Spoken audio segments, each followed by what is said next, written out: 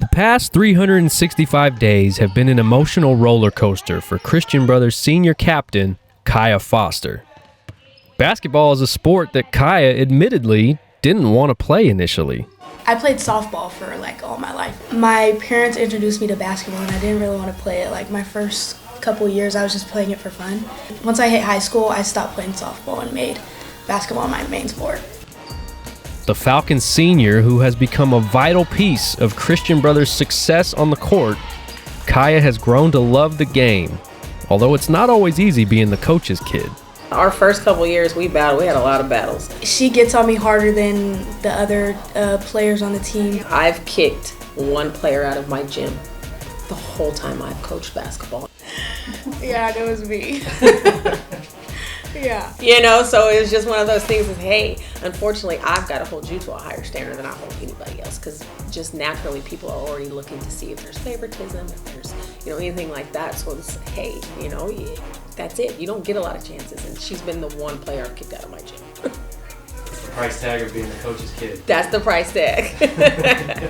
But Kaia more than earned a starring role as the team's second leading scorer as Christian Brothers rolled into the 2023 Sac-Joaquin Section Division III final with high expectations. I think we all thought we had a really good chance to win the game. We thought we were going to go into it with a win. I mean, obviously we didn't we're going to win, easy win, but we put the work in, and so we expected to see the results of a win. But just a few minutes into the championship game, disaster struck at the worst possible moment. I was going up for a layup on the baseline, and all I did was just landed wrong. Nobody really pushed me or anything. I just landed wrong. And in that moment, I was just oh, she's going to be fine. She's good. She's on the sideline, jumping up and down. I think she's good. Kaia did try to go back not too long after she went down. She looked at me, I looked at her, I said, "You good?" She said, "Yeah, Mom, I'm good." I said, "Okay, let's go."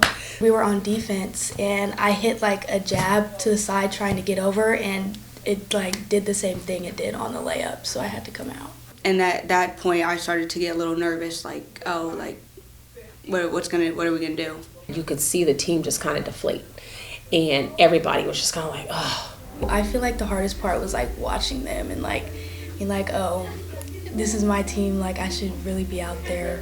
Probably one of the hardest moments I've had as a coach, because in that moment, that was my kid, and I knew she was hurting and I knew she was struggling. I had to physically and actually tell myself, you got to keep coaching. You can't really even give any attention to this right now. A torn ACL in the championship game, which Christian Brothers lost by just 3 points. And in the days and months that followed, Kaia embarked on a rigorous road to recovery, vowing to get back on the court to help her team before the end of her senior year. So we kind of knew that it was going to be a long process. Her goal was to come back before the season ended. So, we started from day one, just working. I learned that I could be there for my team, even if it's not on the court. I could still be there vocally, because I've been on varsity for all four years. So I feel I kind of have that power, I guess, to do that. I tore my ACL too when I played, and I didn't put in the work that she did. Even with some of the setbacks that she's had and the disappointment she's had, and her wanting to say, why am I doing this? I don't want to do this anymore. She's still doing it. After several peaks and valleys, progress, and setbacks, Kaia was finally cleared to return to the court 341 days after her last game. I'm nervous, thinking about how she went down, thinking about if it's too soon. I'm just looking to not score a bunch of points, not be the top player on the team, just contributing maybe rebounds or steals or maybe a couple points here and there. Whether we place it on her or not, there's an expectation, and hoping that she doesn't feel that pressure, because I want her just to play basketball, and whatever happens, happens, and want her to know that her worth is not wrapped up in basketball.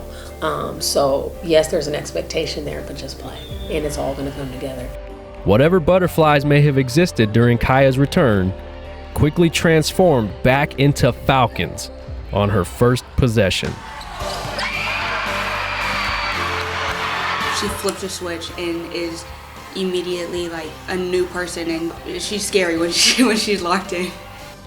It was really hard, like a really hard journey. Like I had ups and downs. Like there's some nights I would just like break down and cry, because this is a sport that I like really love. The sport that you originally didn't want to play. Yeah. Yeah. From Christian Brothers High School in Sacramento, I'm Nick Pecoraro, and you're watching Premier Preps.